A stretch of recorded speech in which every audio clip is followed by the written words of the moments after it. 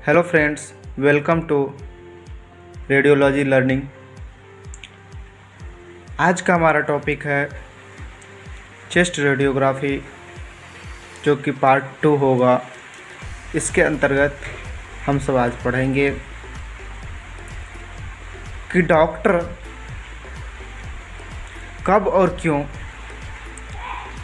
Chest पीए AP lateral view लिख देते हैं, किस कंडीशन में हम चेस्ट एपी करते हैं, चेस्ट पीए करते हैं, या लेटरल करते हैं, या डिक्यूबिटस करते हैं, या फिर लॉड्रिक व्यू करते हैं, या एपिकोग्राम करते हैं। चलिए इन सभी के बारे में एक एक करके जानें। सबसे पहले हम जानते हैं कि चेस्ट एपी कब करते हैं। चेस्ट एपी का जो इंडिकेशन की बात करें, हम चेस्ट एपी उस पेशेंट का करेंगे जो ट्रॉमेटिक इंजरी हुआ हो, या फिर जो काइफोटिक पेशेंट हो, यानी कि जिस पेशेंट का स्पाइन टेढ़ा हो, जिसे कुबड़ा बोलते हैं। वैसा पेशेंट आए तो हम उसका चेस्ट एपी करेंगे। सेंटर पॉइंट की बात करें तो ये T7 पे जाएगा, थोरेसिक 7 वर्टेब्रा पर। और एंगुलेशन की बात करें तो 5 डिग्री टुवर्ड हेड होगा।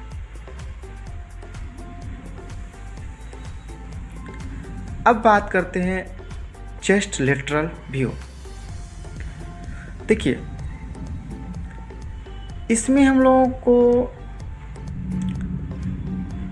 जो रेट्रो एक्सटर्नल और रेट्रो कार्डियक स्पेस होता है, उसका जब आकलन करना होता है, गणना करना होता है, या फिर उसको बोल सकते हैं assessment of retro external and retro cardiac air space, इसको देखने के लिए हम लोग चेस्ट लेटरल व्यू करते हैं।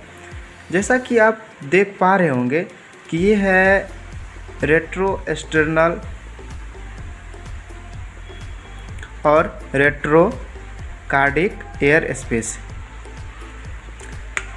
इसके लिए जो हम एपी में सेंटरिंग पॉइंट देंगे, वही हम लेटरल में भी देंगे। एंगुलेशन की बात करें तो इसमें कोई भी एंगुलेशन नहीं होता है। अब देखते हैं चेस्ट लेटरल डिक्यूबिटस व्यू। देखिए, चेस्ट लेटरल डिक्यूबिटस व्यू, जब पेशेंट लगता है कि वो उसको अंदर न्यूमोथोरेक्स होगा, डॉक्टर को लगता है कि लक्षण से पता चलता है कि उसके अंदर न्यूमोथोरेक्स हो सकता है। न्यूमोथोरेक्स के अंदर ये क्या करता है, एयर ट्रैपिंग के लिए ये करता है चेस्ट लेटरल डिक्यूबिटस व्यू। और कभी कभी फ्लूरल इफ्यूजन देखने के लिए भी चेस्ट लेटरल डिक्यूबिटस व्यू का यूज करते हैं। इसमें भी कोई एंगुलेशन नहीं होता है। और सेंटरिंग पॉइंट की बात करें तो जैसा एपी में होता है T7 वर्टेब्रा, वैसा ही होता है। अब देखते हैं एपिकोग्राम, जो कि स्पेशल व्यू कहलाता है। एपिकोग्राम में क्या होता है कि लंग्स का जो अपर पार्ट होता है, उसमें अगर कोई लीजन हो जाए, उसको देखने के लिए हम लोग एपिकल व्यू करते हैं। जैसे कि अगर किसी को ट्यूबरकुलोसिस हो, तो जब भी ट्यूबरकुलोसिस फैलता है तो जनरली क्या होता है कि वो एपिक्स से स्टार्ट होता है, जो लंग्स का ऊपरी पार्ट है। उसका सेंटरिंग पॉइंट की बात करें तो वो एक्सटर्नल एंगल पर हम रखेंगे और 30 डिग्री एंगुलेशन देंगे कॉर्डली। अब देखते हैं लॉड्रेटिक व्यू। लॉड्रेटिक व्यू जो देख रहे हैं, ये भाइवा में बहुत ज़्यादा पूछ रहे हैं अभी के मामले में। देखिए लॉड्रेटिक व्यू पहले ज़माने में चलता था, अभी तो डॉक्टर जब से सीटी स्कैन आ गया है तो लॉड्रेटिक व्यू लिखना बंद कर दिए हैं। इसमें क्या होता है कि जो राइट लंग्स है उसमें जो मीडियल लोब है उसके अंदर अगर कोई लीजन आ गया, उसको देखने के लिए क्या करते हैं, लॉड्रेटिक व्यू करते हैं। एक और है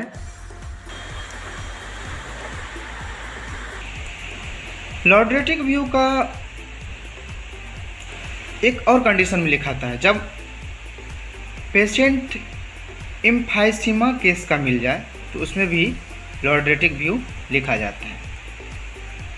देखिए इसका जो सेंटरिंग की बात करें तो इसका भी सेंटरिंग क्या होता है, 5th डॉर्सल वर्टिब्रा पे होगा। एंगुलेशन की बात करें तो 30 to 40 डिग्री होगा, जो कि टुवार्ड हेड होगा, जिसे क्वार्टरली बोलते हैं। अब देखते हैं चेस्ट पीए व्यू। देखिए चेस्ट पीए व्यू जनरली डॉक्टर लिखते हैं। इसमें क्या होता है कि पेशेंट का जो भी ऑर्गन के अंदर, चेस्ट के अंदर जिस ऑर्गन में भी प्रॉब्लम होता है, जनरली उसका ये रेडियोग्राफ रीजन शो कर देता है। इंडिकेशन की बात करें तो acute and chronic condition involving all organs of the thoracic cavity. कहने का मतलब थोरेसिक कैविटी के अंदर जितने सारे ऑर्गन हैं सभी का जो एक्यूट और क्रोनिक इन्वॉल्विंग हो, जो भी डिजीज होगा उसके लिए हम चेस्ट पीए करते हैं। और कभी कभी डॉक्टर लिखते हैं एक्यूट एब्डोमिनल पेन, जो कि इंटरपेरिटोनियल गैस के कारण होता है। इस कंडीशन में भी डॉक्टर चेस्ट पीए भी रिकमेंड करते हैं। इसके एंगुलेशन की बात करें तो 5 डिग्री क्वार्टरली, जिस तरह से चेस्ट एपी में करते हैं। Centre point T7। अब देखते हैं T7 का लैंडमार्क कहाँ होता है। देखिए अगर पीए पोजीशन में कर रहे हैं तो स्कैपुला के जो इंफीरियर बॉर्डर होता है जस्ट उसके सामने T7 वर्टिब्रा होता है। और एपी व्यू में जब T7 देखें तो जुगुलर नॉच, जैसा कि आप देख रहे होंगे इमेज में, उससे 3 से 5 इंच बिलो आपको T7 शो करेगा। चलिए इस वीडियो में हम लोग जो चेस्ट का रेडियोग्राफी था, जो प्रोजेक्शन था, एपी, पीए, लैटरल, डिक्यूबिटस, एपिकोग्राम, लॉड्रेटिक, इन सभी व्यू को इंडिकेशन और साथ ही सेंटरिंग पॉइंट, एंगुलेशन क्या देना है, इन सभी के बारे में हम लोग जानकारी ले चुके हैं।